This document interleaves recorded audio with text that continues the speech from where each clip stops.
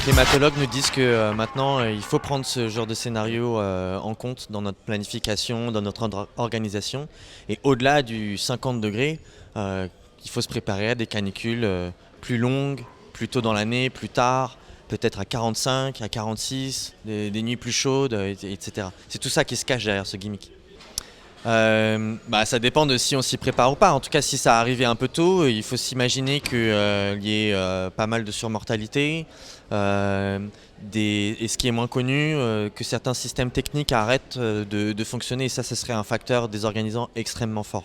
J'aime bien dire que en fait, cette mission, elle m'a fait voir le meilleur et le pire de la politique. Le pire parce que voilà, c'était des guerres de chapelle à gérer, des gens qui, au lieu de discuter du fond, se mettaient à protéger leur famille politique parce qu'il y a telle décision qui a été prise il y a X années. Moi, c'était pas mon sujet. Et au final, ce qui comptait, ce qui a compté, c'est le fait de se mettre toutes et tous d'accord sur le fait qu'il faut protéger les populations parisiennes, ce qui fait que Paris est Paris. Voilà, il y avait consensus là-dessus et malgré des points de départ qui étaient très différents. Par exemple, il y a des élus qui, en entrant dans l'émission, disaient bon, on est bien d'accord qu'on n'est pas là pour parler de la bagnole. Et puis à la fin, en fait, ils ont été convaincus que, au moins dans les rues étroites, dans lesquelles il y a moins de vent, il faut sans doute que pendant les canicules, on ait des plans de circulation qui soient différents pour que les voitures thermiques ne viennent pas et amener de la chaleur et des polluants dans ces rues qui viennent où ces polluants atmosphériques viennent rester.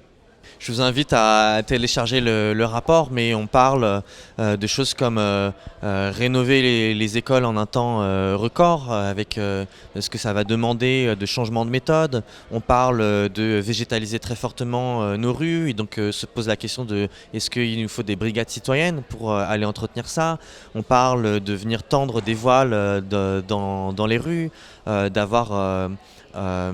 d'utiliser les salles déjà rafraîchies comme les musées ou des halls d'entrée de bureaux par exemple, comme des espaces un peu refuges où des populations qui pourraient être plus fragiles pourraient venir se reposer. Donc on a à la fois des solutions techniques, des solutions organisationnelles, des solutions culturelles, et ce qui lie tout ça, c'est que on sait qu'on ne pourra pas tout adapter, donc il va falloir faire des choix très forts. On sait aussi que la technologie n'est pas une bonne direction pour tout, parce que l'électrique va avoir des fragilités par rapport à des températures trop élevées qui pourraient arriver trop tôt. Donc il nous faut du low-tech. On connaît toutes ces solutions, puisqu'on voit bien qu'il y a des gens qui vivent dans d'autres climats plus chauds et que ça se passe bien. Toute la difficulté, c'est un degré de transformation avec une temporalité de transformation, et c'est pour ça qu'il faut faire des choix très forts, parce que le climat, c'est pas quelque chose qui évolue linéairement. Et il ne faut absolument pas penser les 10 ans qui viennent en regardant uniquement les 10 ans passés. Les choses sont en train d'aller beaucoup plus vite. Et donc c'est pour ça que ça nécessite des changements radicaux de méthode sur des bases techniques qui sont très bien connues. Et ça, c'est la bonne nouvelle.